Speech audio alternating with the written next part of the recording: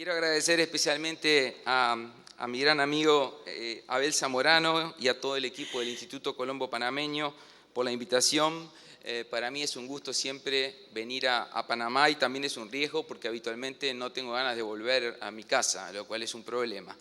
Pero debo también agradecer a todos los colegas, a los compañeros con quienes compartimos estas experiencias y de las cuales uno siempre sale fortalecido por el aprendizaje que esto significa. Tengo también que excusar a mi colega uruguayo, el doctor Fernando Tagliari, que iba a exponer también con nosotros en el panel y por un problema, por un imprevisto familiar, no va a poder estar y por lo tanto solicitó que lo excusaran especialmente porque estaba muy interesado en estar aquí con ustedes. De todos modos, yo trataré de hacer alguna referencia también al trabajo de él, conjuntamente con mi trabajo que están publicados en el libro de las memorias. Bueno, intentaré hablar algo sobre los desafíos de la justicia civil, para lo cual la exposición de mi amigo Pablo Villalba fue algo así como ya está todo, podemos ir, porque Pablo básicamente sintonizó perfectamente con lo que un poco habíamos conversado y quería decir. Anoche nos tomamos juntos unas cervezas y bueno, me plagió algunas cosas que yo le dije, pero no importa, ¿verdad? No, bueno, hablar de los desafíos de la justicia civil implica preguntarse en primer lugar cuál es el contexto de las reformas procesales civiles en Iberoamérica, en Latinoamérica, y la verdad es que la situación o la foto de la realidad de la justicia civil es tal cual la descripción que hizo Pablo, y no voy por lo tanto a insistir con estas ideas que todos conocemos de qué es lo que está pasando en aquellos países que no han logrado instrumentar un proceso por audiencias eficiente, donde, como sabemos, falta ese elemento central o clave, que es lo que hace esa justicia más humana de la que hablaba él, que es la inmediación, ese contacto directo del juez, los abogados, las partes y la prueba, porque con lo de la inmediación también hay que tener ciertos cuidados de que se ha visto en muchos países que existe una real inmediación del juez con los abogados, pero no existe inmediación del juez con las partes en la medida en que las partes no tienen la carga de comparecencia personal a las audiencias. Entonces esto genera un problema, el problema de que sigue siendo un proceso de abogados, porque la parte no tiene contacto directo con el juez, salvo que sea llamada a declarar como parte en el interrogatorio correspondiente. Entonces, esto responde mucho también a lo que él decía, a los problemas de las realidades de cada país y a las dificultades que en cada país puede haber para el acceso a la justicia. Bien, acaba de salir hace muy poquito un informe de un organismo que se llama World Justice Project, que hizo un estudio de la situación de la justicia civil en 99 países, entre los cuales había varios países de América, y estudia distintos aspectos de la justicia, y uno de los capítulos es la situación de la justicia civil. Yo aquí simplemente puse todos los países de América, más España y Portugal, por el vínculo que tiene con nuestros países, y ahí pueden ustedes ver en el lado izquierdo la posición que tienen dentro de este grupo de países y en el lado derecho el ranking mundial que ocupan cada uno de esos países. Como ustedes pueden ver, la situación de la justicia civil en América es realmente preocupante, y más allá de todo lo discutible que suele ser la manera de medir, porque toda medición tiene elementos que obviamente pueden ser más o menos subjetivos, nos da un cuadro general de cuál es esa situación. Más allá de eso, la realidad es que así como los años 80 y 90 fueron los años de las reformas procesales penales, yo creo que nunca como en este momento hay en América un movimiento reformista que está logrando avances importantes y que está logrando finalmente la aprobación y la implementación de códigos procesales que regulan un proceso mucho más moderno hacia el cual queremos ir. Y esto genera algunos problemas. El primero, el problema terminológico. El profesor Binder siempre nos dice, ustedes los de la justicia civil, como dice él, tienen el problema que no tienen un nombre vendedor, porque hablar de la justicia no penal es definir por la negativa el concepto. Y la verdad es que cuando hablamos de justicia civil tampoco nos da una idea de lo que es, porque en justicia civil en algunos países es solo civil, en otros países es civil y comercial, en otros países también es laboral, familia, menores, etc. Entonces, esto también coloca a la justicia civil en una dificultad en el momento en el que uno tiene que convencer a los políticos de que los proyectos de reforma a justicia civil son interesantes y son importantes. Fíjense que se da una paradoja, y es que afortunadamente la mayor parte de la gente no tiene participación en un proceso penal, o no estuvo o no fue parte o testigo en un proceso penal, y sin embargo prácticamente todas las personas han tenido alguna participación en un proceso civil en sentido amplio, sea como parte, como testigo, y sin embargo es mucho más fácil colocar en la agenda pública la reforma del proceso penal que la reforma del proceso civil. Y esto por una razón muy sencilla, de que suele confundirse la reforma del proceso penal con la mejora en el sistema de seguridad pública, que todos sabemos que no están necesariamente asociados uno con otro, pero a veces suele existir esa situación. Más allá de eso, la verdad es que han existido avances significativos en los últimos 25 años en los países de la región. Algunos porque cambiaron los procesos y les fue relativamente bien, otros porque sin cambiar los procesos crearon sistemas de justicia especializada, el ejemplo de laboral, familia, menores son muy relevantes, o porque aún sin cambiar ninguno de sus procesos, con un muy pequeñito cambio en gestión, por ejemplo, con la notificación electrónica, mejoraron sustancialmente el funcionamiento de los procesos, aún siguiendo con los procesos escritos y antiguos que tienen todos los problemas que conocemos. Ahora, la verdad es que el gran problema no se ha visto tanto en la manera en que se ha diseñado las reformas, sino que el gran problema ha llegado a la hora de la implementación de las reformas. La doctrina procesal está mirando con mucha atención lo que está ocurriendo básicamente en dos países en este momento, en Colombia, porque Colombia está implementando su reforma procesal, y el otro país en el que estábamos poniendo los ojos era en Bolivia, que tiene un código aprobado, y acaba Bolivia de tomar la decisión con código aprobado que empezaba a regir en agosto de prorrogar la entrada en vigencia por un año del código, porque obviamente era muy difícil tener todos los elementos necesarios para la implementación. Y lo otro que ha ocurrido, bastante novedoso, diría yo, esto es un fenómeno más bien de los últimos 10 años, es que se ha empezado a ver la reforma procesal como una cuestión muchísimo más amplia, esto es, como una reforma de política pública, entendiendo que la reforma procesal no es una cuestión solo de los procesalistas o de los profesores de procesal, sino que implica algo muchísimo más complejo que debe ser visto como una política pública, y diría yo como una política de Estado que debe trascender a los diversos partidos políticos que van ocupando el gobierno. Si vemos un cuadro que fue preparado justamente para el Congreso Iberoamericano que se hizo aquí en Panamá, donde hicimos un relevamiento de algunos países sobre cuáles tenían proceso por audiencias. Cuando hablamos de proceso por audiencia, hablamos del nuevo proceso por audiencia. Esto es un proceso con real inmediación, porque todos nuestros códigos viejos tienen audiencias. Lo que pasa es que la hace un funcionario que le pregunta a un testigo y escribe en una máquina lo que el testigo le dice, ahí no hay inmediación ninguna, es un funcionario que está tomando una declaración. Pero cuando hablamos de proceso por audiencia, en este rol del juez en contacto directo con las partes, con la prueba, con los abogados, casi todos los países lo tienen, algunos, en el caso de Argentina, lo tienen en algunas provincias, Bolivia y Colombia, como decíamos, está pasando de un proceso por inmediación parcial a un proceso total, y luego, bueno, hay países que lo tienen en algunas materias, por ejemplo, Chile lo tiene en familia, en laboral. Frente a esta situación, entonces, podemos decir que, a pesar de que pareciera que no ha habido muchos movimientos, sin embargo, se han dado grandes procesos de reforma. Lo que ocurre es que muchos países no han logrado encararlo desde el punto de vista del proceso civil o comercial, sino que han ido primero a las materias que supuestamente requerían una urgente solución. El ejemplo típico que mencionábamos de laboral y familia. Bien, estos procesos de reforma se han fijado los objetivos que todos conocemos y que no voy a leer porque están todos allí y son importantes, pero quiero simplemente referirme a uno que no era habitualmente colocado en la agenda y que empezó a ser colocado en la agenda desde hace unos pocos años, que es mejorar la calidad de la prueba. Habitualmente se habla de la celeridad, la inmediación, etcétera, pero llegó el momento en el que se empezó a entender que no hacemos en nuestros procesos una obtención adecuada y de calidad de la prueba. Esto es que no utilizamos todas las herramientas que podríamos utilizar para que el juez adquiera y obtenga calidad de la información suficiente para tomar una resolución adecuada. Y esto me parece que es importante porque es de alguna manera empezar a trabajar algo más ya en la práctica diaria del proceso, y me parece que está interesante que se haya colocado eso también.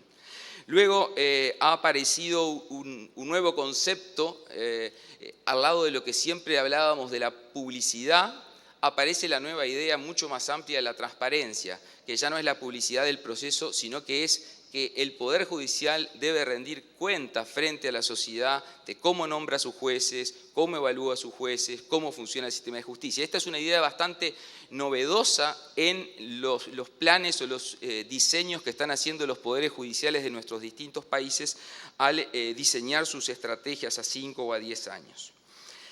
Bien, como decía, las reformas pasan a ser un instrumento centrado que debe estar focalizado en las políticas públicas, y por lo tanto la reforma debe tener necesariamente un objetivo social, un objetivo ambicioso. Yo comparto lo que decía Pablo, que el proceso civil en nuestros sistemas no es una cuestión que importe únicamente al actor y al demandado. Hay una serie de intereses, hay una serie de conceptos que están en juego que van muchísimo más allá de eso, y él lo señalaba desde el punto de vista del enfoque constitucional, pero ocurre exactamente lo mismo desde un enfoque o de una concepción integral del sistema procesal.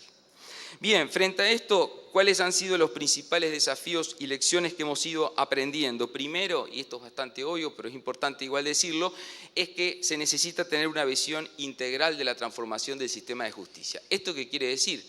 Y que hay que tener bastante poca fe en la ley, aunque parezca que esto suene muy mal. O sea, estamos acostumbrados a pensar que la ley va a transformar las sociedades, y la verdad es que la ley es un instrumento que debe ir acompañado de una cantidad de elementos que son fundamentales. Por poner un ejemplo, el de la gestión que se mencionó recién, para poner otro ejemplo, el de la capacitación. Nuestras universidades, casi todas, hicimos un relevamiento de cómo enseñaban las universidades derecho procesal, y casi todas siguen enseñando exactamente igual que como se enseñaba hace 50 o 60 o 100 años atrás. Entonces, ¿cuántas universidades tienen reales cursos para enseñar litigación en procesos por audiencias reales? Bueno, entonces, esto está planteando un tema de que no es suficiente solamente con el cambio de la ley. Otro desafío clave, y esto lo manejan muchos los que se dedican a la gestión de procesos, es el tener una metodología adecuada para ese proceso. Así como decía hoy el profesor, referente a que la Constitución no debe ser modificada, que la Constitución necesita estabilidad y no debe tener, quizás en el sistema de justicia o en los códigos procesales tenemos que perderle el miedo a las reformas. Habitualmente se dice que si yo hago un código procesal, sería un fracaso que a los 2 años tuviera que hacer algún cambio en el código. Yo creo que no es así. Yo creo que el proceso de reforma implica tener un buen relevamiento y un buen diagnóstico, diseñar, y ahí viene la ley, y la hora de la verdad, que es la implementación, requiere necesariamente estar realizando el seguimiento continuo de esa reforma. Y ahí es donde vienen los cambios o los ajustes necesarios. Un tema que es muy polémico cuando se habla del Poder Judicial es el tema de los incentivos y de las metas. ¿Cómo hacemos para medir la labor de los jueces? Si nosotros no podemos medir la calidad de las sentencias, porque eso podría vulnerar la independencia judicial, si tampoco parece un buen criterio tomar en cuenta para saber si un juez de primera instancia es bueno la cantidad de sentencias que le revoca el de segunda, porque quizás el que tiene razón es el de primera y no es el de segunda instancia, ¿cómo hacemos para tener incentivos o indicadores para medir? Bueno, hay varios países que están implementando esto, pero esto es muy peligroso y empiezan a aparecer los llamados indicadores o incentivos perversos. Por poner un ejemplo bastante común, muchos países se han focalizado en tomar como un elemento muy importante para evaluar a un juez la cantidad de resoluciones que dicta. Esto ha llevado a que se han encontrado casos increíbles donde un juez fraccionaba sus resoluciones en 6 o 7 resoluciones, y eso lo hacía subir en el ranking y estaba muy bien posicionado. Y claro, lo que pasa es que estaba haciendo exactamente lo mismo que antes, pero haciéndole trampa al sistema. Conclusión, es muy difícil porque cualquier otro producto lo puede medir en su calidad, pero medir la sentencia en su calidad puede implicar afectar una serie de principios importantes. Otro gran problema es que es muy difícil en las reformas procesales y civiles lograr la participación ciudadana y que los ciudadanos vean la reforma como una necesidad. Y esto es importante porque hoy, donde las organizaciones no gubernamentales son vistas como un elemento central y la participación de la sociedad es vista como un elemento central en todas las áreas de políticas públicas, la verdad es que es muy difícil y muy pocos países tienen organizaciones no gubernamentales que apoyen estos procesos. Quizás uno de los casos que yo conozco es Argentina, que tiene 2 o 3, pero habitualmente no existen. Se requiere también un plan sistémico para modernizar la justicia civil, o sea, un sistema de justicia civil no es solamente el código, como decíamos hoy, requiere ver qué recursos humanos y materiales tenemos, qué sistema de gestión y medios tecnológicos, cómo vamos a controlar, cómo van a funcionar los métodos alternativos de resolución de conflictos, que no haya conflictos entre el Código Procesal y la ley orgánica, cosa que ha pasado en muchos países, modifican el Código Procesal y no hacen los ajustes de la ley orgánica y luego empiezan los conflictos entre uno y otro. El tiempo en el proceso, el tema de la duración razonable al que se refirió Pablo. Bueno, acá hay un tema que me parece interesante, y es que si a cualquiera de ustedes le preguntaran cuál es el tiempo ideal de duración de un proceso civil ordinario, ustedes tienen el poder de regular el proceso civil ordinario como ustedes quieran, les damos todos los recursos, todos los medios, ¿cuál sería el tiempo razonable? Yo suelo hacer generalmente esta pregunta y les voy a dar los resultados de mi encuesta. Mi encuesta dio que más o menos entre 6 meses y 1 año a la primera instancia y entre 5 y 6 meses la segunda instancia es lo que los abogados más o menos de mi generación piensan. Bien, hicimos un experimento. Les explicamos a estudiantes de sexto de liceo cómo funcionaba un proceso básicamente, para qué servía, cuáles principios estaban en juego, el debido proceso, la defensa, y les preguntamos cuál debiera ser el tiempo razonable. El que más tiempo le dio al proceso fue 1 mes.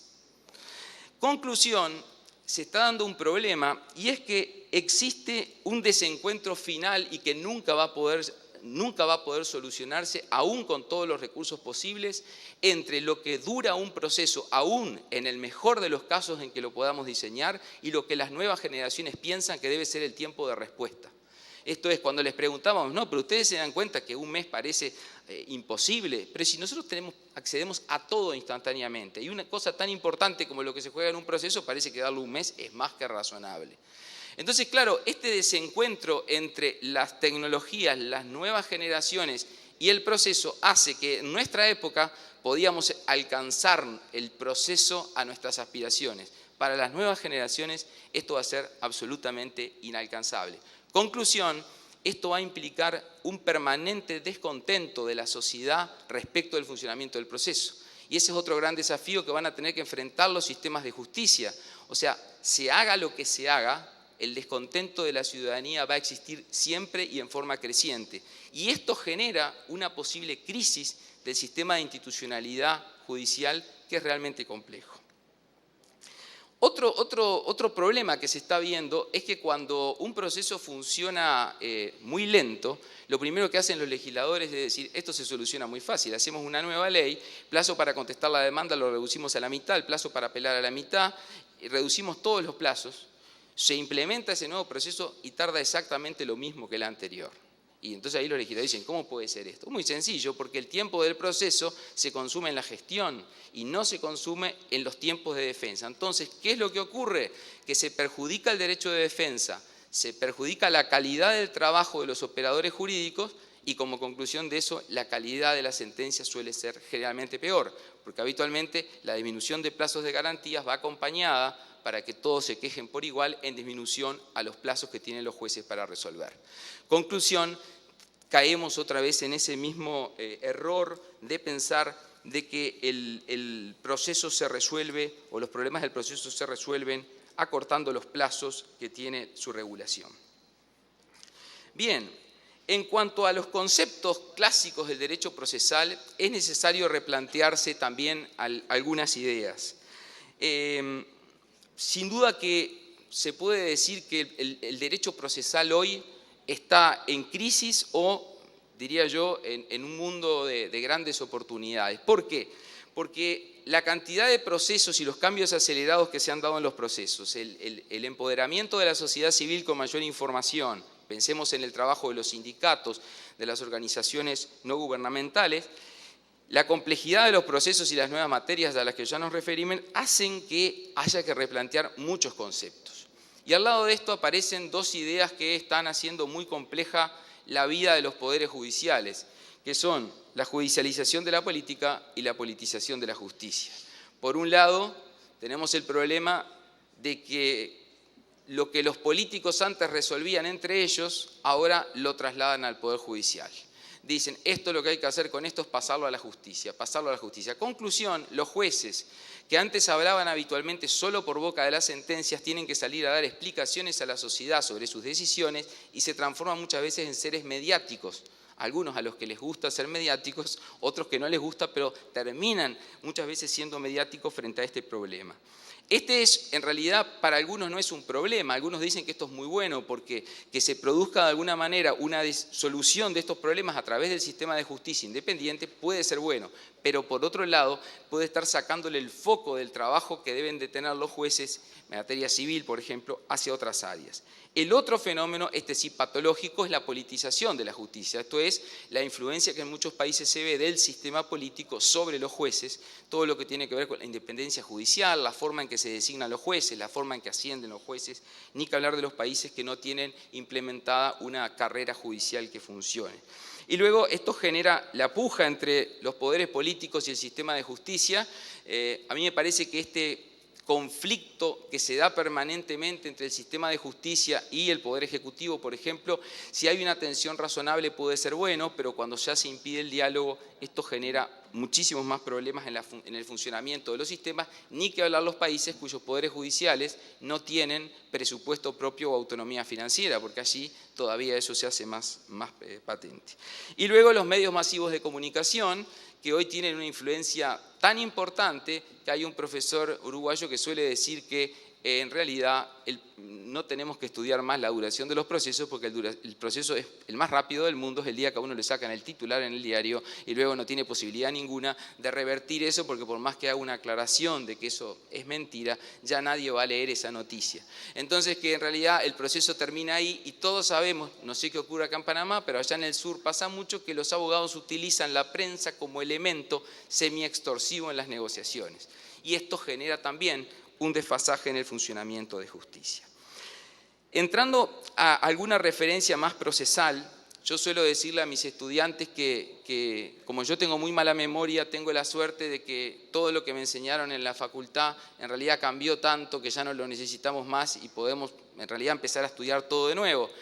Pero realmente, fíjense que el derecho, si ustedes piensan en lo que estudiamos y lo que se sigue enseñando hoy en las universidades, se sigue pensando en un proceso donde hay un actor, un demandado, hay un debido proceso pleno entre ese actor y ese demandado, la legitimación es el vínculo ese directo entre el actor y la cuestión sustantiva, pero resulta que mientras todo eso se sigue repitiendo como algo sagrado, puede ocurrir perfectamente que hoy muchos de nosotros estemos en juicio, incluso que podamos estar en juicio en las dos partes.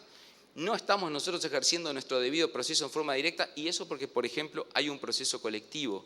Y eso genera una cantidad de dudas sobre cómo hacemos para sumarnos o bajarnos de ese proceso colectivo. Pero sin ir a los procesos colectivos, pensamos en la cosa juzgada, la idea tradicional de cosa juzgada de la triple identidad. ¿Cuánto ha cambiado esto? Para empezar, un tema muy polémico es, ¿sigue siendo la cosa juzgada de los jueces nacionales inmodificable frente a las decisiones de los tribunales internacionales? Primer gran problema con la cosa juzgada. Segundo problema con la cosa juzgada, aquello de que mismos sujetos, mismo objeto y misma causa, ya prácticamente en muchos países no es práctica jurisprudencial porque los jueces han creado esta teoría de la cosa juzgada eventual. Esto es que el que demanda tiene que demandar no solamente aquello que él efectivamente quiera demandar, sino que también debe demandar todo lo que podría eventualmente demandar, porque si no lo hace y mañana quiere iniciar un nuevo juicio por esa diferencia, no lo va a poder hacer. Y esto, que no es nada nuevo en la doctrina procesal, sin embargo, se empezó a aplicar en los últimos tiempos por la jurisprudencia. Ni que hablar de la carga de la prueba, que está el maestro Jorge Peirano, así que de esto no voy a decir nada, pero por supuesto que esta revolución que ha implicado esta nueva visión sobre la carga de la prueba y todos los dilemas y los debates que genera son sin duda fundamentales y esto está muy vinculado a temas como son el deber de veracidad y el deber de colaboración en el proceso. Hay códigos, varios códigos que ya dicen expresamente que las partes tienen el deber de veracidad en el proceso civil. Y esto genera un problema. Bueno, muchos abogados se enojan mucho con esto y dicen, pero yo puedo defender a mi cliente como a mí se me ocurra. Entonces, a diferencia del proceso penal, donde se puede guardar silencio, donde se puede mentir, sin embargo, en el proceso civil existe en muchos países ya consagrado legalmente el deber de veracidad y el deber de colaboración. Luego, un tema muy novedoso, que es el de la incidencia de las decisiones judiciales en las políticas públicas. Miren lo que está pasando en varios países. Sentencias se meten en el presupuesto estatal y toman decisiones. Y esto, que puede ser muy bueno desde una perspectiva de derechos humanos, genera una serie de problemas. El caso quizás más impactante en nuestros países es el de los medicamentos de alto costo. O sea, los sistemas de salud no pueden pagar todos los medicamentos, la tecnología de medicamentos cada vez es más cara, entonces cuando un paciente quiere el medicamento de última tecnología, recurre al juez y se lo pide. Muchos jueces lo asignan a ese medicamento y le dicen que el Estado se lo pague. Entonces el Estado tiene que pagar de repente para un solo paciente un tratamiento de $1 millón o $500 mil al año, y lo que dicen los ministerios de salud pública es, bueno, pero yo no tengo presupuesto para esto. Si yo le pago a este señor su tratamiento de $1 millón, tengo que sacar dinero para el plan de vacunación o para cualquier otra cosa que tiene el Ministerio de Salud Pública asignado. Esto implica una gran pregunta. ¿Se está violando el principio de separación de poderes? En este caso, ¿cómo puede ser que una decisión judicial cambie el sistema de presupuestos? Bueno, desde la perspectiva del desarrollo progresivo de los derechos humanos esto es muy bueno, pero desde la perspectiva de la organización estatal genera una cantidad de problemas. Y acá aparecen otra idea muy novedosa, que es la de las sentencias estructurales. Países como Colombia, como Argentina y ahora como Costa Rica han dictado a través de sus cortes sentencias que prácticamente ordenan cambiar una parte de un sistema. Quizás la sentencia más relevante ha sido la de Colombia, que prácticamente establece cómo debe ser el sistema de salud. O sea, le dice a los diversos órganos estatales cómo deben organizar el sistema de salud. Una sentencia de alcance general que básicamente da las pautas para diseñar el sistema de salud. Esto ha traído una conmoción en ¿cómo hacer para poder implementar eso? En Argentina, con el caso de Riachuelo, también es un caso similar, y hace poco en Costa Rica una sentencia también vinculada a los sistemas de listas de esperas de pacientes le ordena prácticamente al sistema de salud reestructurar la manera en que se asignan las horas a los pacientes. Finalmente, el tema del principio de congruencia y su flexibilización. Bueno, está también la doctora Mabel de los Santos, que es experta en eso, pero esto ha generado un enorme debate y ha generado también que tengamos ya leyes que expresamente, por ejemplo, en materia laboral, reconocen o habilitan por ley a flexibilizar el principio de congruencia, algo que probablemente en nuestras clases de derecho procesal de nuestras universidades prácticamente no se habla. Bien. Frente a esto, entonces, yo quiero alertar sobre una cuestión que me preocupa, que es que frente a todo lo bueno que es que tengamos nuevas materias, nueva justicia especializada, me preocupa un nuevo fenómeno que se está dando de bombardeo legislativo sobre procedimientos. Esto es, nosotros pasamos de tener 60, 70, 80 procesos, 40, como decía Pablo, a tratar de simplificarse los procesos. Pero hay una nueva tendencia en los últimos 10 años que aún aquellos países que han hecho reforma y han simplificado sus procesos han empezado nuevamente a crear procesos especiales. Y este proceso ha llevado a que el proceso ordinario, que supuestamente todos aprendimos que era la regla, se está transformando en la excepción.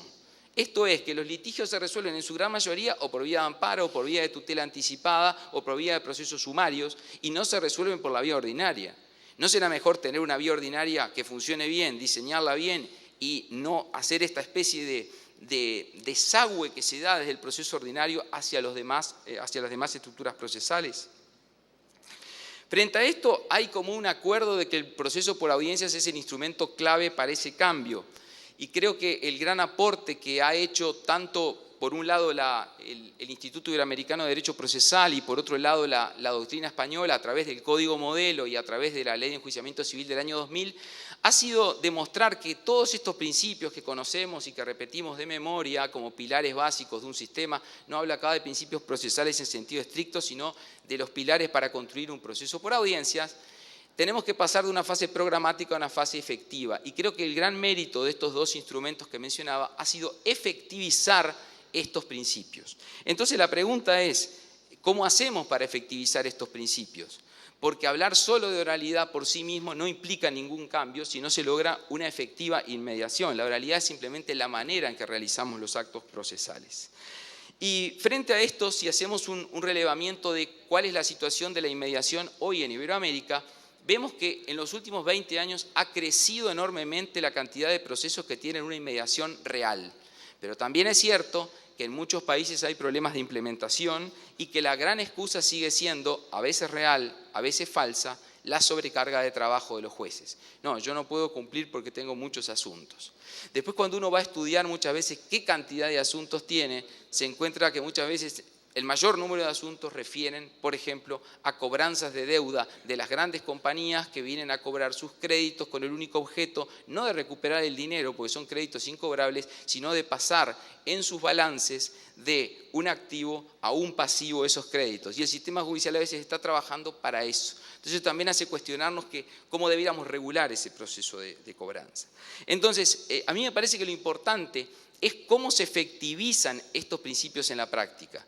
Y esta batería de elementos que yo menciono acá, que básicamente pasan por regular mecanismos que lleven a que el juez esté siempre en audiencia, si no va, hay nulidad absoluta, y que por otro lado las partes también tengan sanciones frente a la carga por no comparecer, me parece que son instrumentos claves para lograr efectivamente esa inmediación. Y me parece que acá un tema importante es acompañar a la audiencia de los instrumentos necesarios en materia de notificaciones, de simplificación del régimen de nulidades para que las nulidades sean muy excepcionales, y luego tener estos instrumentos básicos a que se refería Pablo, como es el manejo de la tecnología para las notificaciones, para el agendamiento de las audiencias y demás. Del otro tema que se habla mucho es de la moralidad procesal. Es de lo que se han escrito cientos de libros sobre esto, pero otra vez volvemos a lo mismo, ¿cómo lo efectivizamos? Y bueno, yo de todos los instrumentos que ahí menciono algunos, a mí me parece que el que ha dado mejor resultado en casi todos los países ha sido este de que toda la prueba tiene que estar con la demanda y la contestación. Yo creo que si bien todos los demás que están aquí mencionados ayudan, el central me parece que es ese, porque si esto impide que el abogado juegue a cartas ocultas. Algunos lo critican porque dicen, ¿por qué el abogado tiene que mostrar las cartas? Bueno, para los que entendemos que la visión del proceso debe ser esta, nos parece que es el buen camino. Y el otro instrumento que me parece muy útil para la audiencia, diría yo esencial, es el sistema de apelación con efecto diferido, o sea, una copia del sistema anglosajón de la objeción o del protesto, que me parece que tiene muy buen funcionamiento y que ha demostrado ser también muy eficiente. Sobre las estructuras procesales, porque ya se me acaba el tiempo, comparto lo que decía Pablo, que deben ser pocas y eficientes. A mí me gusta mucho lo que dice Borges, de que él que estaba obsesionado con los laberintos, decía que le llamaba mucho la atención que el hombre sea capaz de diseñar algo para perderse él. O sea, uno se puede perder de muchas maneras, pero construir algo para perderse a uno mismo es bastante llamativo. Con el proceso pasa exactamente lo mismo. O sea, nosotros diseñamos muchas veces estructuras que terminan siendo en realidad una especie de laberinto en perjuicio del litigante. Por ejemplo, en muchos países los abogados pierden o ganan juicios porque como hay tantos procesos distintos y tantos plazos distintos para cada uno de los actos procesales, se cometen errores que terminan pagando habitualmente sus clientes. Entonces, tener básicamente estas estructuras procesales, un proceso ordinario que funcione bien y que sí sea la regla, un proceso simplificado si queremos de pequeñas causas, un proceso monitorio que ha sido el gran éxito en todos los países que lo han implementado, la verdad que una de las pocas cosas que ha funcionado en casi todas partes muy bien. Y luego, bueno, el drama que nadie sabe qué hacer con el proceso de ejecución, ¿verdad? El proceso de ejecución sigue siendo en nuestros países un gran fracaso. Hemos mejorado mucho en el proceso de conocimiento, pero si no cumple la persona que ha sido condenada, entramos en una fase en la cual nos perdemos. Hay muchos desarrollos, muchos instrumentos. Estamos muy esperanzados ahora en lo que va a pasar con la reforma, si sale la reforma en Chile, donde están trabajando mucho con el tema de la ejecución, veremos qué resultados tenemos. Y luego, bueno, la articulación de esto con el amparo y el proceso cautelar. Como se me terminó el tiempo, les agradezco mucho y gracias por haberse quedado hasta el final.